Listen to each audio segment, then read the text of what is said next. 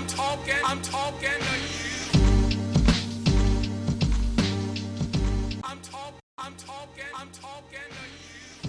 Hello and welcome to the 9th episode of the Root Zone podcast. I'm your host, Chris Stout.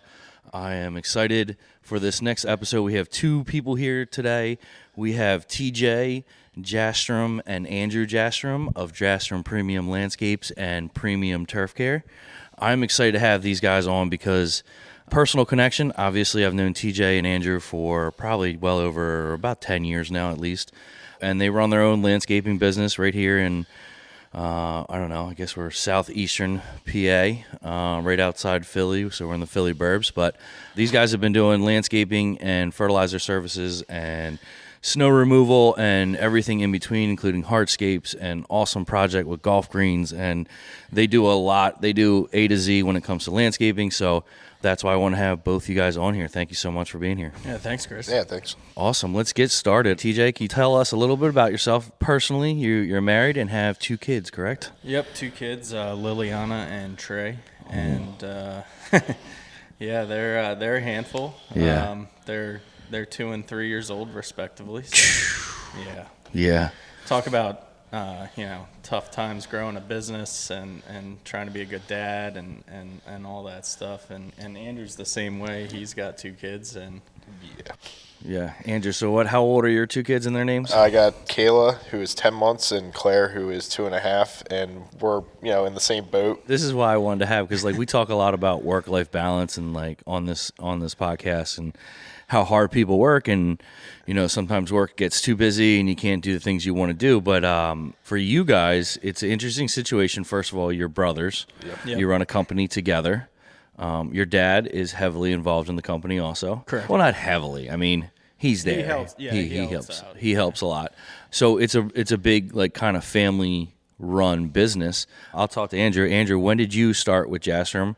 You started a little bit later, right? Yeah. From the start. So give us the beginning of Jastrem. The beginning of Jastrem was pretty much, TJ, went to Penn State for landscape contracting. Obviously, it started before that. We, as kids, would cut neighbors' lawns, that kind of vibe. But, it really kicked off when TJ went to college and went for, landscape design contracting. And he came back right when I was going to college because we're 4 years apart.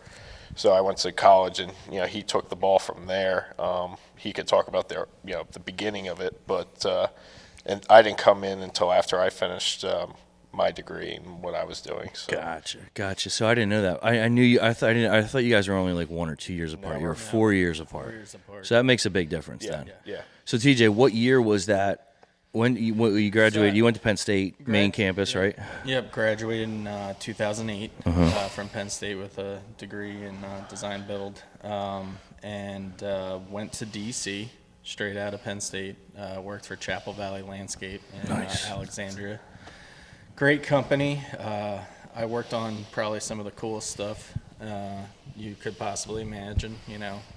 We were working literally next to the White House, dealing with the Secret Service every day, Capitol, National Archives, literally the top stuff. Really? Every day. It was a lot of crazy challenges with that, and loved the job. But 2008 financial crisis happened. So, it was overnight that half the company was in jeopardy. I understand now as a business owner What that looked like. what that looks like. At the time, I'm like, how could you, cut my salary? I just came out of school. I'm living in one of the most expensive areas in the country. 10% really, really hurts at the time. So I was like, I have a passion for this. I think I could do this myself. So moved back home to Southeast PA. And started Jastrem, So okay, back. all right, moved home, started Jastrem. That's all great. But how did you start Jastrem? Right? You obviously you had the knowledge. You went to Penn State, great agriculture school. You had the business savvy. I think because of your father, he had a heavy influence, and he was a smart businessman his his whole life growing up and what he accomplished in his life. So you had kind of like a game plan getting into it, but were you like, oh shit, I got to buy 3 ride-on, a 0 turn, like you know what I mean? Like you got to start somewhere. So did you buy? Did you? I know, and we'll get into this a little bit in the podcast. You have been very, we'll say, financially savvy and take low risk in your business when you invest in things, from your shop to your equipment, things like that. But I guess the start had to be some sort of investment, right? I mean, or did you really just start? I got a truck and a trailer. Did you start like truck and a truck? Kind of. I had my high school truck. Yeah. I had $10,000 in the bank, and I, started on a hope and a prayer, basically. Yeah. There's many ways to grow a business. I don't know if ours was correct, but in the beginning, right? $35 cuts. We're a product of the Great Recession. Yeah. I didn't want to fail as a business, so I didn't take those risks of, let me get a $500,000 loan to start the company, stuff like that. We took jobs, rolled the profits, reinvested it back into the company, basically. Yep. So I had, I probably got lucky because I had a bunch of big installs to start, and the profit margins on those were great. Yeah. I'm literally doing them. So what overhead do you have? None. The job costs.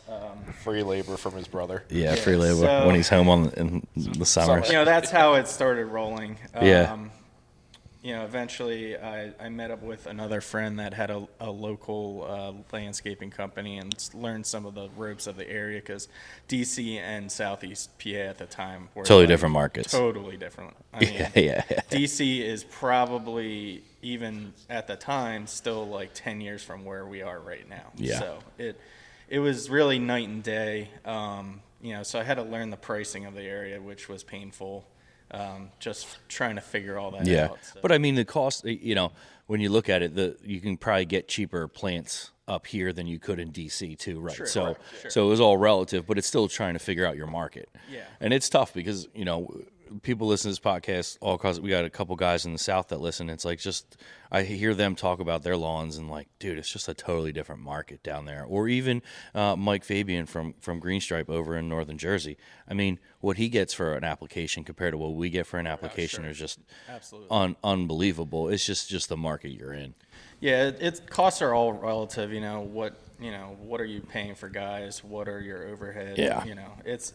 It really does vary. But for whatever reason, this area seemed to be lagging in some of those. A lot of it was like the country boy. I feel like since 2008 too, or when you got back to PA, our area has really expanded as far as just people in general. That they're moving out of where we grew up, the cities, and not even the little towns that were outside Philly, the Phoenixvilles of the areas, the Collegevilles, all these little towns that were outside Philly are now double and triple the size. Phoenixville growing up was like bombed out. It was an old steel town. Obviously all the steel moved overseas. So, Phoenixville basically went through a mini depression kind of thing. Same. So. You grew up in Phoenixville. I grew up in Ambler. Same thing. We had the asbestos plants that were there, and hashtag Ambler, the capital of the world. It's really asbestos. crazy because you have that blue collar aspect. Everyone's like, oh, I can do it myself. Doing lawns, installing plants, not very well, but whatever. And then you have the dichotomy of like, then there's Chester Springs and whatever down the road, and it's like one of the richest zip codes in the country. Yeah. So now that's all spreading throughout the whole area. But at the time, it wasn't like that. So Andrew came back. Andrew, what were you doing right when you came back from college? Were you just, sorry, bro, you're on that mower every day? That was pretty much, I ran, the crews, did all the mowing, all that stuff while he, developed his plan, did, designs, plan installs. And I just, took the maintenance side of it and ran with it for, I guess, 4 or 5 years until I came out of the truck. And you weren't mowing every day anymore. And then I mean, you guys obviously had a couple helpers Was it really just you and you probably had a weed whacker guy or something like that helping you? Yeah, originally it was like, hey Andrew, what high school buddies do you have? Yeah, that's probably a good flood for a couple or a year or two. Then they tailed off. Yeah. Yeah, they tailed off. I mean, they were good guys, of course. But then, we got some introduction to, a couple Hispanic laborers and stuff. And Yeah. kind of grew from there. And Snowballed a little bit. snowballed. And we were probably lucky that we were brother and brother running the business because a lot of people struggle. For that first guy. Trying to Yeah. to get out of the truck, do estimates, do billing, that's, Yeah. I mean, that's like most of the industry. I just talked to a landscaper yesterday. He's doing great.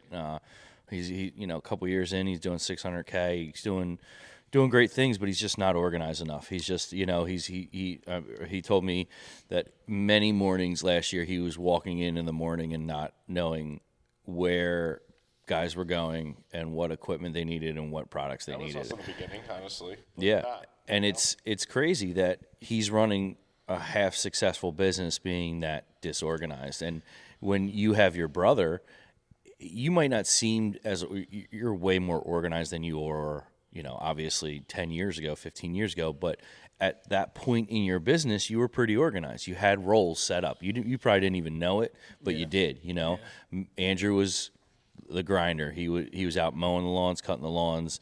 If he got an estimate, he'd send it right to you. You got you had a plan. Yeah, it was horrible planning, but It's not, but at least It wasn't good. probably better than 75%. But it was better than you, like you said, you had someone to lean on than you answering, you answering every phone call while you're mowing lawns. Like that's, any small business guy that's out there or anyone that's ever done something like this, even my first year, it gets very, very difficult to service your clients the right way and get back to people in a timely manner. And this day and age, that's like really the only thing that matters in business is getting back to 100%. you. I mean, you can run any business as long as you get back to people. I can't tell Any you, service business, I I can't would tell say. you the amount of jobs we've won because you called us back or you answered the phone. Or Yeah, you or scheduled the You appointment. showed up. Yeah. I mean, we literally just have to show up as an industry and you'll win. You'll win. I mean, it's simple as that. I mean, there's other stuff. You have to have clean image, all that stuff. Of course. Be professional. But it is amazing just the simple, calling someone back. Yeah. Like how I constantly put myself in my customer's shoes. Like, how would I want to be treated if I was trying to find a service out there? Well, Corey Ballard talks about it a lot. Like, I will go with the company that calls me back and gets the response as fast as I can, and even if they're more expensive. Because usually the people that are getting back to me, I understand why they're more expensive because they got back to me. Right. And their trucks look nice, Yeah. and they do a professional job. That's a huge factor. People and systems. They probably have it, and they're going to get the job done for you. Yeah. Yeah. I mean, if you have a clean truck, what does that say? Yeah. Yeah. And I'm OCD about trucks, so. Yeah, definitely. Yeah, there's we have 2.5 weeks left, and the trucks could roll out today and blind some people how shiny they are. They're ours gorgeous. too. I mean, ours are the same way. Yeah. But I mean, it's like, all right, when you're out on the road, you see a shiny truck. What does that say? Well, they care enough about their own stuff that they're probably going to care about my property.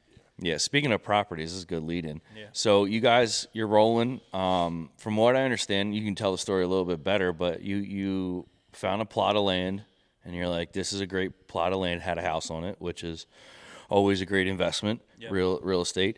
And then you're like, I'm going to build the baddest pole barn of all time. Is that how it went down? Basically, people thought I was absolutely insane. I mean, we were doing $500,000 in sales at this point. Probably was a little bit insane when you think about it, but you have to have a vision as a business owner. I wasn't like trying to get a shop for that $500,000 business. I mean, at that time, I probably could have had like 2 garage bays. Yeah. You have to have room to go. You have to put those building blocks in place to have that rapid growth. Yeah. To go to the next step. I mean, it's literally like a stair-step ladder in the landscaping business, at least. You hit these plateaus, and then you hit a wall, and you have to do a lot of reinvestment and whatnot. Ain't that the truth? And it's the same thing with lawn care, but little different steps. But I'm like, I'm gonna build it. I have all these costs, no matter what, doing the land development. let's build it as big as I, can afford right now. Yep. So at the time, I'm like, this thing's huge. Now it's already full. We're out of room. We're out of room. How big is it? It's 5,000 square feet. Yeah. My shop's 24, so it's double this. Yeah, we're full. You're full. We're full. Absolutely full. Packed. In 10 years. Yeah. We're full. So tell the people that, but the great story is that we talk about how financially savvy you are and how smart you've been with the business. A lot of people run, no debt businesses, and power to them. And some people think debt's a good thing. So, whatever floats your boat, I don't care. But how you did it was you're like, I got enough money. I've been stacking this cash. Me and my brother are killing it. We're going to pay for this land cash, and we're just going to buy this land. Yep. I mean, I'm not gonna say we didn't have a little bit of help. Yeah. I mean, Yeah. everybody. If you're in small business, I'm not you get saying help. yeah. Our philosophy has generally been have the money to pay for it, so you don't have an anvil over your head. Yeah. So we were able to weather, just even the COVID crisis, in the beginning because, we didn't have that anvil over our head of a giant note for the shop. For the or, shop, or yeah. whatever, notes Yeah. and all this stuff. We own our shop and land outright, so. We're in a little bit better position than maybe some people. And I was still panicking at the time. It's like, Yeah. how do I feed this? But, Well, it was COVID and no snow. yeah, right? and oh my God. Yeah, rough couple years here in the Northeast. Well, I think really just our area. I guess Maryland definitely didn't get any snow down there the last they're- couple years. Yeah, they're starting New York down didn't get much the last couple of years, but you roll into this, and now I wanted to get into the shop. So you have this great shop. Everybody kind of knows my story by now. If you've listened to any of these episodes, you know that I came from a larger company, and then I started Stout Lawncare. We knew each other through that mutual relationship, and we had a discussion. I think right when I started my business, I said, "Hey, I'm starting Stout Lawncare fertilizer business. What's your thoughts on let me rent a little bit of space?" Right. And I think the conversation went right to, "Hey, great," because I was thinking about doing fertilizer myself. Yeah, I mean, honestly, we have a mutual friend, Andrew Gabries, went to Penn State with me. I went to DC, came back, reached out to Andrews, like, hey, can I come check out your operation? Because he had been doing it all through high school, Penn State. I mean, driving back and forth, it was absolutely crazy what that guy did. Yeah. And I mean, the drive that Andrew has is like no one else I know. Unparalleled. Yeah. Unparalleled. So, checked out his stuff. The great thing about Andrew is he'll give you advice. All the advice you could ever ask for. All the advice you ever want. He's like an open book. So, knowing him forever, and then you came on, I think, in the early 20-teens to go Yeah. green. And you were actually servicing our properties, I believe, at one point. They must have looked so good at that time frame. Yeah, They were great. adequate. You were great. You were great tech. We loved you. When you went into the office, I was like, no. Yeah.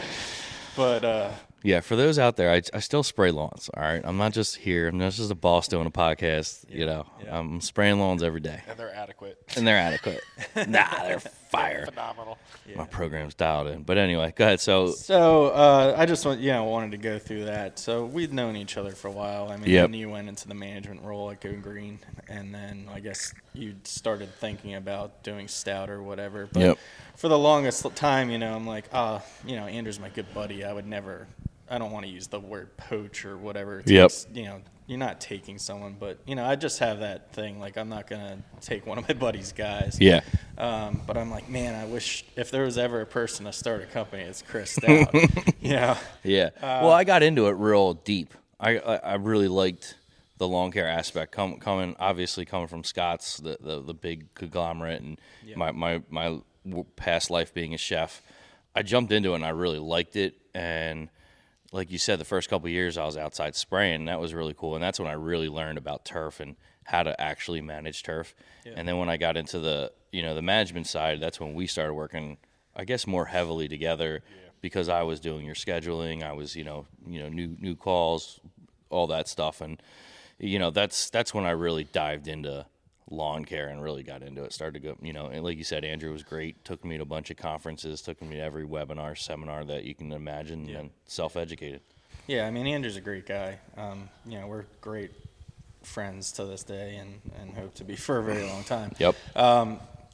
So I'm like, I would love to have Chris start my company. But of course, it would be like, hey, if Grow Green never, doesn't work out, there's an opportunity here eventually. Yeah.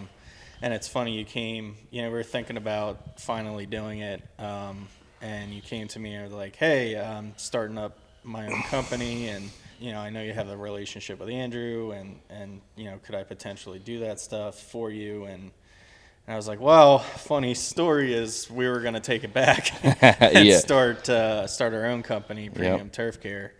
So maybe this could, be mutual beneficial here. Absolutely. You needed, a spot to start Stout Lawncare. Yep. And, we needed to learn the processes of the lawn care business. Yeah. I had the turf classes at Penn State and the knowledge and stuff, but those are two different things. Absolutely. Putting the rubber to the road is, definitely where you gotta be. So, that's how we started. I don't know if you want to describe what you were thinking, but I was thinking the same thing, and what I was going into it was I was like, man, like my biggest hurdle when I was starting the business is where I was going to do all this, because I knew enough working with Go Green that like I wanted to set it up a certain way. I wanted to have a fill station. I didn't want to be using a hose at my house to fill up 3, 4, 5, 600 gallons a day and stuff like that. I was like, what am I going to do? And then I was like, well, I'm opening this thing. Let me call TJ and say, TJ, we're live right now, so it doesn't matter. You can put the mic down and then open your water. Yeah, it doesn't matter. This is the fun part of a podcast, that you can make fun of people like this. Like TJ TJ took a big gulp. It took him 17 minutes to open up a water bottle right now. With one hand. Like, what are you doing with the microphone? What do you do? What do you do with the mic? It's fine. It's fine. Yeah. People are used to this. Yeah. So I called you guys. I was like, I'm doing this. I'm taking this big chance, but I need some customers. Obviously, I had a bunch of people, friends and family that were going to join up, but I was like, oh, this is a golden opportunity. TJ, maybe he'd go with the smaller guy, blah, blah, blah, blah, blah. And TJ's like, nope, I'm starting my own fertilizer company. I said, okay, well, can I rent some space? So long story short, we ended up, I got a little corner of his massive warehouse that was like 3/4 full at the time.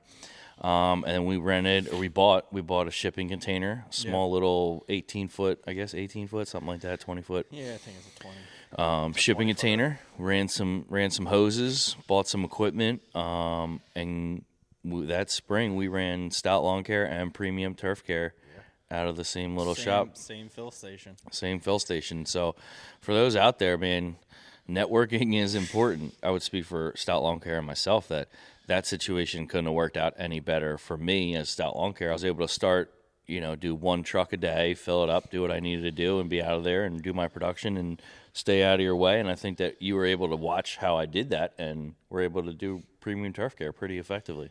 Yeah, I mean, I don't think we'd be where we are without that initial influence from you, for sure. It worked out perfectly. I don't know if it would work for everyone, but I would say we were already friends, and I trusted you, and, it has to be the right situation, of course. Yeah. But, we'll forever be grateful for what you showed me, and obviously you got some benefits too. 100%, 100%. No, it was cool. And Andrew, I'll talk to you for a second. It was you.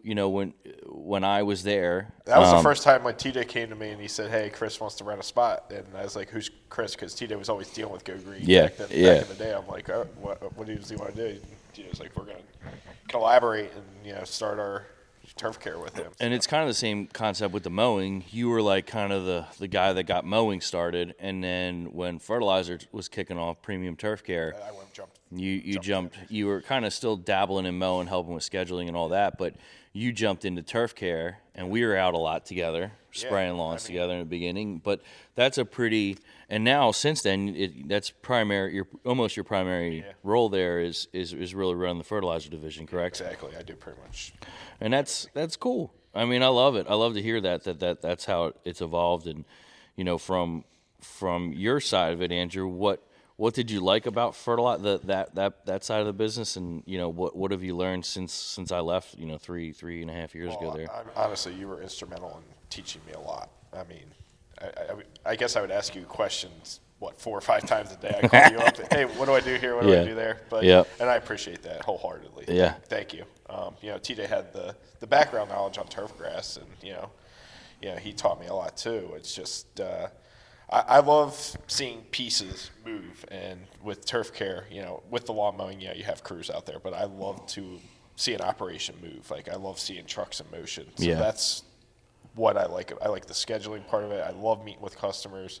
I like to say, hey, I'm going to deliver this. You got to give me 6 months to a year to get your lawn looking great. But our program will get you there. And shit you not, literally, I can get a phone call a year later. You were right. Thank you. Yeah. I love all that about it. Yeah, and I guess on your end, you used to schedule mowing and do mowing. So scheduling and turf care was. It's so much easier to schedule turf care. 10,000%. Oh, it's nice. I tell people all the time. I was on Corey Ballard's The Green Grind podcast, and we were talking about scheduling. I'm like, man, I feel bad for those mowing guys because you're stuck to the weather, man, and that's the worst part about it. The weather's tough, but then the customer, I want to be cut on this day or that day, and you got geographic considerations that you're trying to do as a business owner, and making all that work. I mean, to this day, our account executive Jimmy, he's like, why can't we group these two? They're like right here. It's like, well, Mrs. Jones,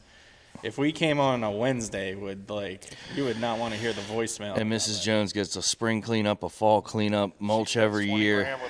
Does the fertilizer program and everything. I mean, we're at the point now where we have so many customers and we're going through. We can make that work, but in the beginning, I mean, that's part of the spinning of the wheels as a stage one business. I mean, you really, and Andrew did this right. I hate to go back to Andrew. I mean, he was like, I'm staying in a 2 square mile radius and I am going to saturate that. That is probably the right way to do mowing and lawn, 100%.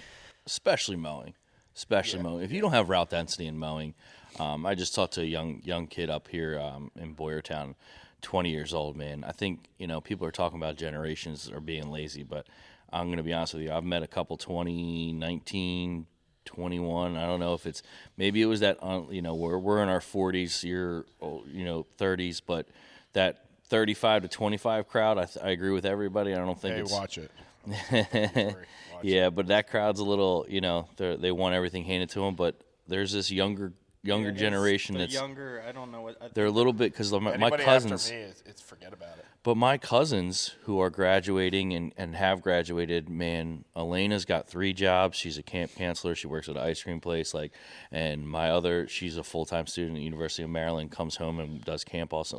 They're a little bit of grinders. So I'm hoping the generation coming up. Yeah, I think. It's funny, I have this on my phone right now, and we talked about this in my peer group that I'm a part about, is it just a mindset? Like, do young people not want to work, or can you train them up? And, it's funny, I found this article, and it's literally going back to 1894 of newspaper clippings that says, this people these days don't. New generation doesn't want to work. Yeah, it's in 1849, 1894, 1905, 1916. I mean, literally all the way up to 2022. There's a generation, and it's like nobody wants to work anymore. Nobody likes to work. Can't find a good able-bodied person. Those people are out there. We got to spend the time as an industry building people up and not just expecting them to be thrown out there on a lawnmower or a spray rig or whatever you have them going out on, and expect them to be a rock star. Not everyone grew up, especially now these days, doing lawn care because their parents hired us to do it. So we have to be willing to train and build people up as well. But I would say, that Gen Z area, we really got to build those guys up. A little more. I think they're calling it's the next generation alpha, I think is the next one's coming up. And the key of the whole thing is holding on to your people that are really good. Take care of them. Definitely. Absolutely. Definitely. Whatever it takes. And a lot of business guys out there, I tend to overpay my guys. For sure. Because I try to give them as many little perks as possible. You need to fill up your gas tank, cool, use the company card. I'm not saying they're using it every time they need to fill up a gas tank, but once a year I'll say, oh yeah, you can going on that trip with your family, you can use the gas card for that or something like that. This probably relates to my like one soapbox thing in the industry is we need to charge more. We need to stop racing to the bottom all the time. No other industry is like ours when like we're expecting to get like the cheapest dude. Yeah. Barely above like a livable wage. It's absolutely insane when you really think about it. Yeah. We don't operate like that. We've always tended to be some of the higher, paying. Well, listen, me and my wife were having dinner, and the news was on in the background. They're talking about minimum wage, and they said it was like $7, something like that. You can't live on $7. And I was like, and she like stopped eating. She's like, did I just hear that minimum wage was $7? You can't live off minimum wage. It's not even a thought. Yeah. Like, I'm sure there's someone getting paid minimum wage. Yeah, but it's like almost like a moot point at this point. Yeah, it's a moot point. I mean, it used to mean something. So let me finish. So we were having dinner, and then I was thinking about when I was a chef back in the day, and I was making $9 an hour, $8 an hour, and then I got a raise to, I think I was like $10.25. Same. And I thought, Big boy. I thought I had them. I was opening up credit cards. I was like, fuck this, I'm the best. Let's go to Vegas. And it just wasn't, and I'm just thinking about what we're paying people now for things, and I'm like, man, you just gotta, if you, like you said, Andrew, if you want to keep people around, you got to do a lot more, and if you want to find, you got to make it a career. Yeah, I mean, yeah. We're already as an industry competing with the other building trades because it's generally the same people. Because people, you think about plumbers. Plumbers are plumbers, right? They're plumbers. They have a skilled trade, or electricians, or we get lumped into this landscaping. I wish it was like green guys, or like you have plumbers. It's like green industry. I wish there was like, we're as well respected as a plumber is coming into your house as a landscaper is. Yeah, I mean, and can charge the same amount. Obviously electricians and whatnot, that they earn their worth and stuff. But landscaping, and if you're doing it well, is really, really difficult. Yeah. To install something, like you need to know surveying, you need to know soil structure, soil structures. I mean, sunlight, native sunlight plants, invasive plants. You got to know everything. I mean, that's the crazy part, is that the knowledge that you guys have, and especially you TJ, and you Andrew, I know very little about plants, but I know a lot about soil. I know how to feed my plants. Sure. I might not be able to identify those plants, but when I look at what you guys know, you have to know such a wide range of things, right? Yeah, and coming out of Penn State, I had to know 500 perennials to graduate. Like hundreds of trees and shrubs, Latin names, how they're used, common names, soil type, what zones they're in. I mean, growing zones.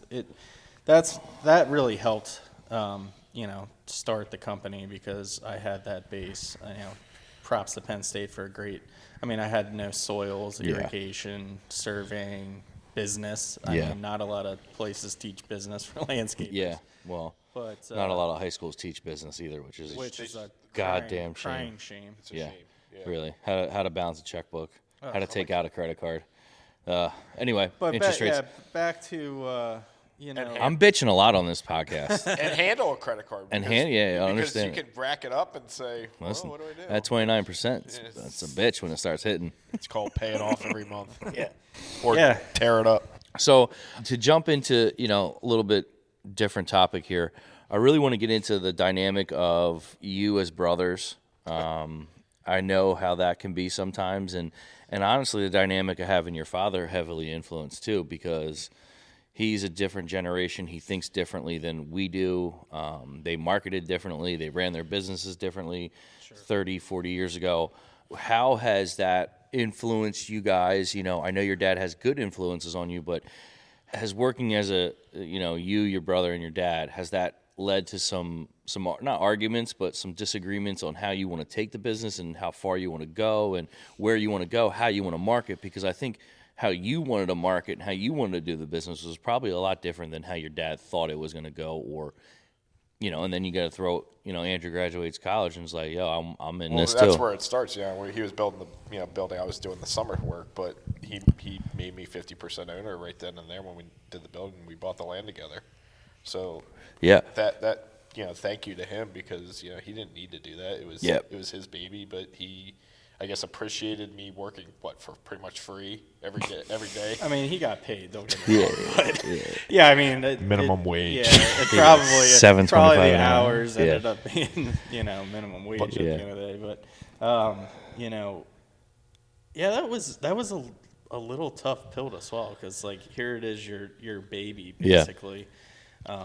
You're like the king of your castle basically, and now all of a sudden you're bringing someone else's opinion into things. Yeah. So that is difficult, and I would say generally I would avoid partnerships in business. I'm very lucky that I get along well with my brother. We have a really good relationship.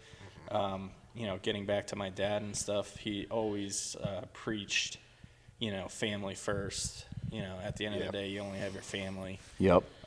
If everything goes awry, you still have your family. It was drilled in. Drilled into If us. Even when we Jastrem- started- if no, it was Jastrem even before fails. that. Even before that, it was always, hey, TJ, take your brother with you. Go catch or do something. Take him to the baseball field. Go play with your friends. Have them hang out with you. I was Yeah. always hanging out with TJ's friends because I was a good athlete. Wait, where were you? Did you guys have the pool when you were in high school, like growing up? At your dad's house, we or was lived that in a different house then, But you had a pool? We had a little pool. See, that's I tell my wife that's the reason why I want a pool, is because you become the hangout house. Like people Definitely. For sure. like my cousins. I talk about my cousins a lot because I love their family structure. They're just great people. They care about everybody, and their kids are amazing. But I always we'd go over there on a Saturday night, and there's 13-year-olds there hanging out, and he's like, yeah, it's awesome. He's like, I can sit on my deck and not worry about where my kids are at. They're all 100%. Here. Yeah, so so your dad, what was his role in the beginning? He was really just kind of keeping the books and doing bills, and it's kind of still what he does now. Yeah, his role hasn't changed too much. My dad, so a little background on my dad. He has worked in the banking industry his entire life for some of the largest banks in the world, and then he started a bank, grew that, and then worked for a regional bank in the Northeast and grew that as well. So he recently retired and was like, hey, you guys need help, obviously, doing your billing and whatnot. So he does that, watches over the finances with me, making sure cash flow is good and all that jazz. But he's there as a backstop, I would say, a yin to your yang. Yeah, almost. I bounce stuff off of him, talking about, how would you do things differently. That's probably where we get our conservativeness from in business. Yeah. Because, he's like, he used to do loan workouts, so he's seen countless loans. countless loans Go fail. bad too. Go Probably bad. go real bad. Real quick. Real bad. He's like, do not. He did risk management. Yeah. So it's like, oh, you want to buy that skid steer at 8.9%? No, sir, you're not. You better go rent that 42 You guys are out of times. your mind. As probably difficult as it was sometimes when you had a different vision, it was probably, to be honest with you, single mom, I didn't have that growing up, and I wish I had that fiscal responsibility from the beginning. I have that now with Stout Lawncare. Andrew was a big influence in that. Me understanding that fact that I got to keep my books, and I've transitioned that into my life and trying to teach my kids that. But that had to have been a really amazing advantage for you guys to have, even growing up as young kids and working part-time, and your dad giving you that responsibility. Hey, money is money, and you got to be careful with it. And you haven't, it probably slowed our growth. you graduating from high school having 10 grand in your shit. I had 20 grand worth of debt, let alone, and $482 in my account, because I was working 60 hours in the restaurant business, making 32 grand a year. It's kind of in our family history. My uncle, he's been presidents of Fortune 500 companies. My other uncle is a tax accountant. So they basically you're not going into accounting. So that's why and your dad and your uncles were probably like, we're not going to let Jastrem Premium Landscapes fail either. No. They had a vision. They have a pride in it too. Yeah. They like Absolutely. seeing the names out, names out on the trucks and stuff. We probably, like Andrew was saying, we probably could, if we went back in time and could do everything all, we could have definitely grown Jastrem and all that quicker. But again, product of the great financial crisis, like I can sleep well at night. Yeah. You know? I always used to say when we were sitting in your office, like, TJ, just do it. Yeah. Please just do it. You've been talking about it for 2.5 months. Just buy it or just rent it or, like, come on. Well, it's $800. That's the Andrew Gabriel's. I mean, Andrew's the ultimate doer. So, like, you know, Andrew, I would say, did the opposite, and look where that got him. Yeah. You know, he risked it all how many times over. But again, with our dad, it can flop real quick. You can go opposite way real fast. Yeah. Real So fast. I don't know what the right answer is. No, I don't think there is a right answer. Every person's situation is different. Every market's different. But and where you want to get out of your life, too. Like, we talk about this a lot on my podcast, that I'm like a slow growth, lean and mean kind of. I just want to build tortoise a really. in the hair. Yep. And that's kind of my. And don't get me wrong, we're spending still 5% of our total revenue on That's healthy. marketing. You know, so like, That's what we do.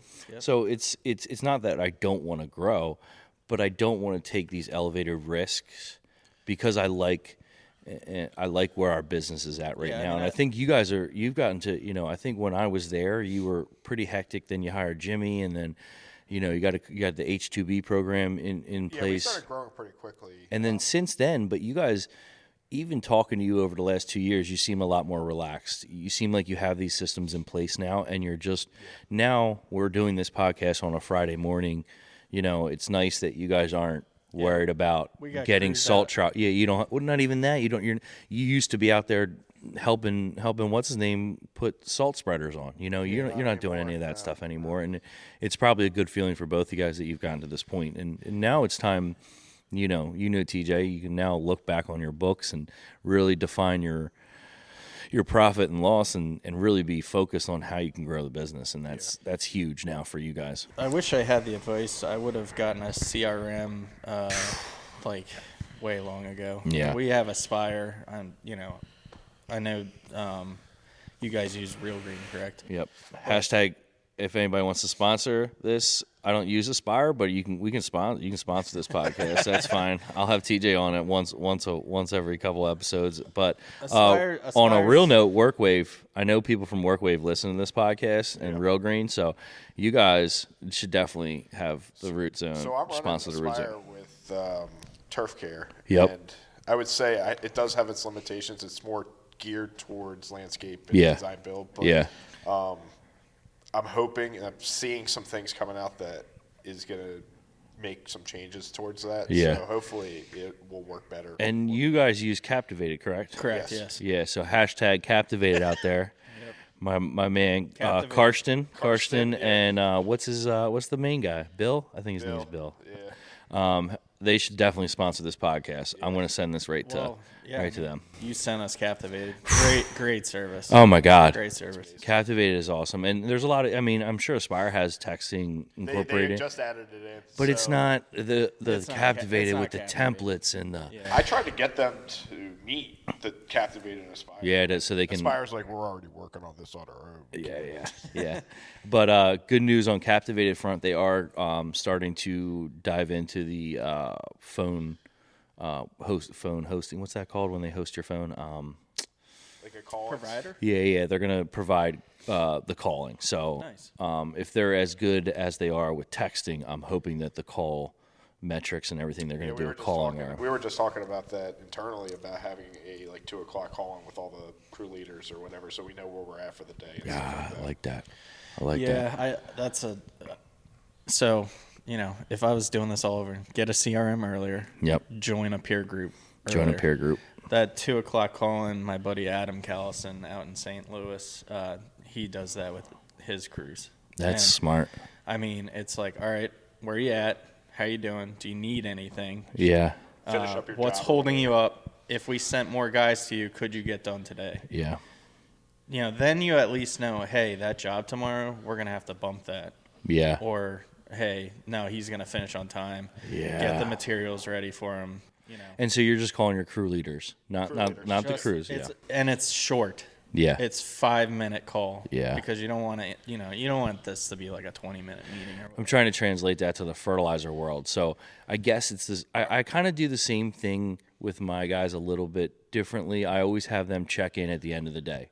When you have 1 or 2 jobs left, just let me know that because I might have a service call that's out there that you're in. That's probably more for the design build. I mean, we do that with, our turf guys too. Like, hey, how's it going out there? You running into any problems or whatever? But do you do it with your mowing crew leader per se, or they're kind of like on an island set and go, right? Yeah, usually set and go, and all of our stuff's GPS.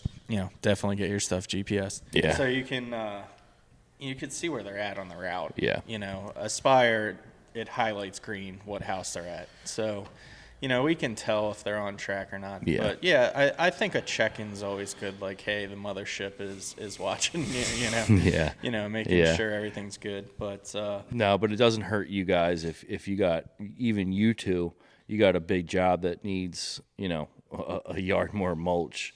It's so much more beneficial to just run that goddamn yard out than it is to have to send 4 guys out there the next morning to finish and install. Quick aside, the Wawa stops in the morning. Yeah. We just translate that run back with the yard of mulch. Just even like a Wawa stop, which is like 15 minutes for gas. We figured out, now the numbers certainly changed, but it was like 2 years ago. It was $83,000 in cost just going to Wawa. A day, every day, for the Mo guys. So that's just hard cost. That's not lost potential. Yeah. So that number is well into the 6 figures a couple years ago. I should probably look at that number now, but we generally have limited that. We've nixed it. We've nixed that, Yeah. so it's probably actually gone down. Hello, this is Brian and Stephanie, owners of Tick and Skeeter Deleter. Are you providing a tick and mosquito control service? We formulated a product to target today's environmentally conscious market. Tick and Skeeter Deleter is your ultimate 25B exempt pesticide. This product controls on contact while acting as a repellent. With these all-natural essential oils, you will leave behind an aroma even the neighbors will enjoy. Elevate your business with Tick and Skeeter Deleter. Use discount code ROOTZONE for a 5% discount on product at yardcomfort.com. Thank you for listening to the Root Zone podcast. So, Andrew, what's next steps for Premium Turf Care? I know you have your program locked in. I think you're pretty good with that, right? I'm not a tinkerer, so it's not gonna change. Yeah. We just bought another truck. So, that's great. TJ's working on with some friends in the industry of picking up all their spraying. So just keep moving. Yeah, we're probably going to be in the Lehigh Valley market. Hey. And southern Chester County, hopefully. We're trying to grow it. It's definitely difficult. I was listening to the Derek, your episode 1, and talking about marketing. I mean, it is really tough these days, like getting noticed. But it's tough, and there's I think when I'm at these conferences, there's always like a lot of PA furt and squirt guys there, and they're like always like everyone that's not from PA are like, damn, there's always like PA, New Jersey, and I'm like, yeah, because there's 1,000 fertilizer. It's the same thing with my peer group. I mean, I think in this area there's like 10 aces. Yeah. So it's like, all right, well, obviously the area has had a problem. It's obviously getting better. Yeah. But usually it's the areas that have very stiff competition. It's like, we need help because we need to do better. So. And the marketing aspect, just like we talked to Derek, is there's so much to know. Where me and Steve were talking to this guy yesterday about Facebook advertising and Google keywords and how much we're spending on that stuff, and we decided not to do any print marketing this year because I think we spent $8,000 on print and got 1 customer out of it last year. Now, can you equate? We were the same. We didn't get much. So if maybe 8,000, maybe we got 10 customers out of it. Just to be, you're still. I mean, $800 for a customer acquisition is not going to keep you in business, or it's just not. You try it and you're like, no, we're just not going to do it again. And that's the tough. I guess we're talking about direct mail. So the tough part about that is we've seen it work really good, in one run. and Yeah. then the next run it'd be like, why do we spend that money? Yeah. So it's just so inconsistent. But it's everywhere. I mean, you guys do it all too, right? I mean, Yeah, I mean, marketing is really about touches at the end of the day. Yeah. You know, it takes about 6 to 7 touches, nope, possibly more. it's wrong now. So look that number up. Now it's 8 to 9 because of TikTok generation. Okay, So, so yeah. probably more now. And I just think that helps as a touch. If you're if you're expecting expecting the moon off of that, you're going to be sadly mistaken. But it has a part, I guess. You know, what you want to do is send multiple things out at once. So it's like, hey, I got this in the mail. Hey, I just saw, you know, online. I saw the ad online. So multiple different touch points is what we're trying to do. Yeah. Nothing beats the neighbor saying these guys are the best, though. Yeah. There's nothing better than Yeah. word of mouth. We're actually talking about referrals, and like, yeah, obviously if referrals not your number one source of sales, then you're not doing it right. Yeah. But I was thinking, maybe I asked you guys this, is that, I know we're running up against it here. Got a couple minutes. It doesn't. 4 hours. Yeah, we're going to part 2, but when you, I think the law of attrition, is that the right word? I think it is. You only have your customers, your cheerleaders, for a certain amount of time, right? That first year or two is like a sweet spot for referrals for new customers. So you get Mrs. Jones, you turn her lawn around. She's going to be a cheerleader for you for a year, 2 years. But you know what?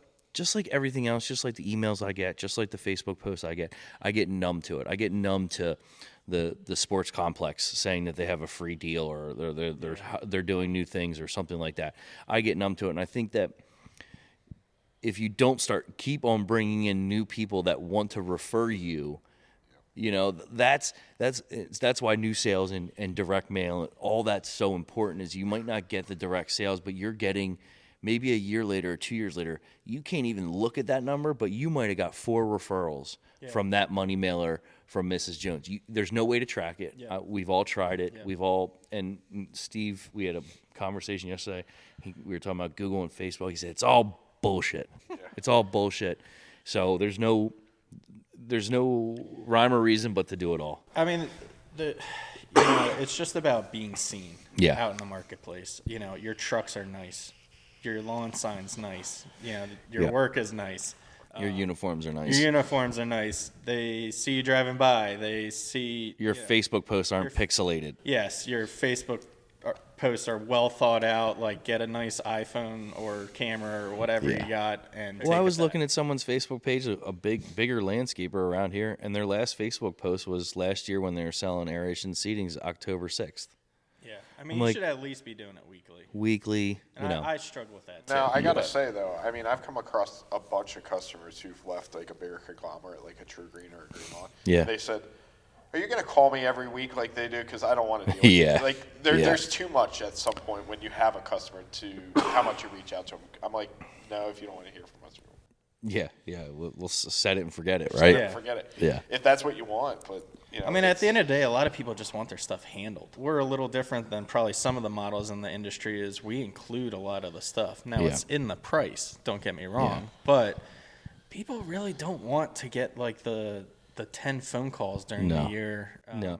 And the best part is we do call and say, hey, how's the service going? Yeah. But it's a check-in to like build a relationship, not sell you something. Yeah. If we happen to sell you something during more the power visit, to more you. power, great. Yeah. Awesome. Usually the phone calls around aeration and overseeding. Yeah, I mean, and that's the thing is that we obviously market to our own customers and upsell everyone, but we have a game plan going into every year. You know, in the spring going into summer, we upsell them on bugs.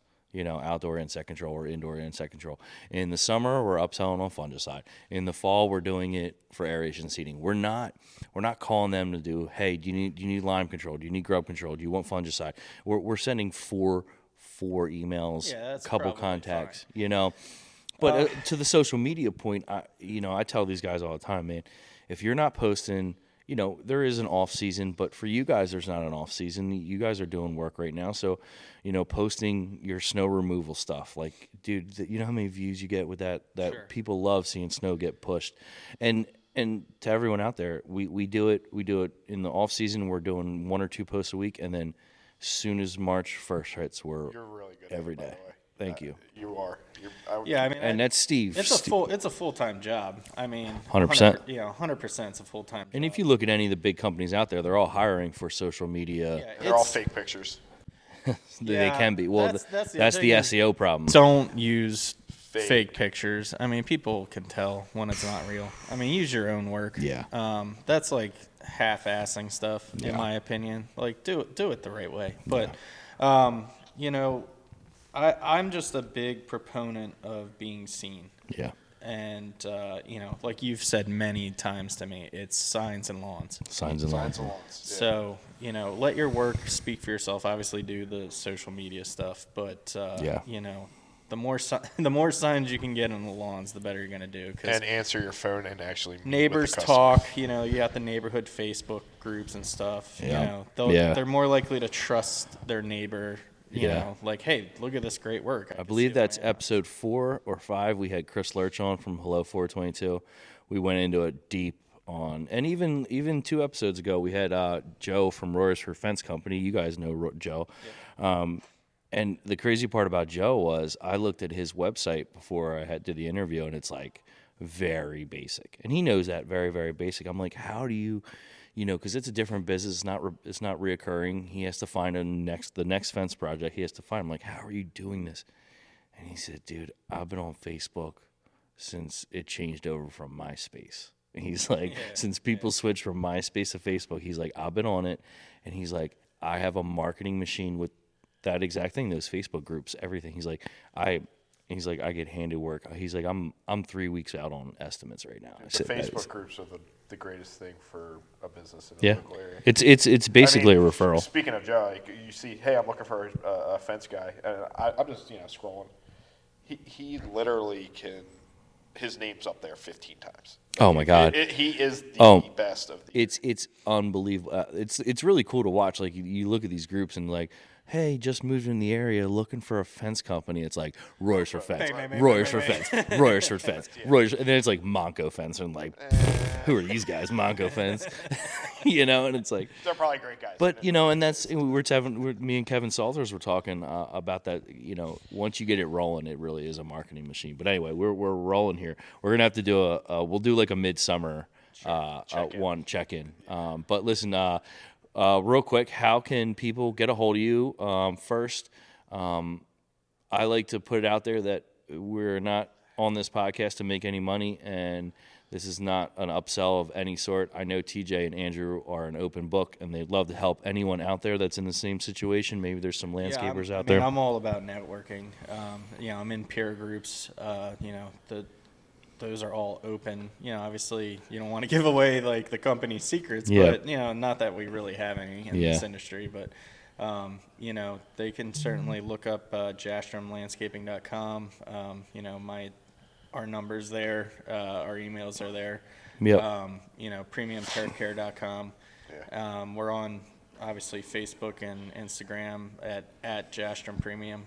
If you want to check out our pages on there. Absolutely. Get out there. Everybody follow. Please. Everybody like all those photos. And Andrew, does Premium Turf Care have an Instagram page too? Yeah, it's at Premium Turf Care. Awesome. So, check us out. I'm going to get better this year, following Chris's tune here. Yo, listen, it's all about just taking 1 day or 2 days a month and taking 47,000 photos of different angles, different services, different everything. But I'm going to do it. There you go. To recap, I just want to thank our sponsors again. Tick and Skeeter Deleter. Without your sponsorship, we couldn't do this every other week. And I want to say thank you very much for letting me use your shop, getting me a great start in this business, being stewards of the environment and friendships. And I really appreciate you guys coming on the podcast and continued success. I think you guys are going to continue to kill it. I think these next couple of years are going to be awesome for you guys. Yeah, thanks, Chris, and likewise back at you. I mean, we couldn't have started at least Turf Care without you being instrumental in that, and being a great steward of the industry. It's really important, Yeah. So, hey, it's not. What's the phrase? It's not your net worth; it's your network. Yeah, 100%. Absolutely. A lot of times this industry's been closed off. We need to network and Not fight each other. collaborate. That's right. Not be enemies. So. Yeah, there's too many houses out there to be enemies. Yeah, there's too many lawns. There's plenty of customers out there. So Absolutely. All right, guys, I really appreciate you being on.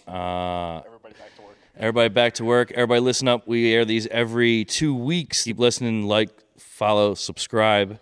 Please hit me up. Please send me a message on Instagram, Facebook, however you can get a hold of me. And if you want to be a guest on the show, please send me a direct message. I'd love to keep my options open for some guests maybe I don't know so personally. So thanks a lot, guys. Appreciate it. yep, thanks, Chris. See ya. I'm talking to you.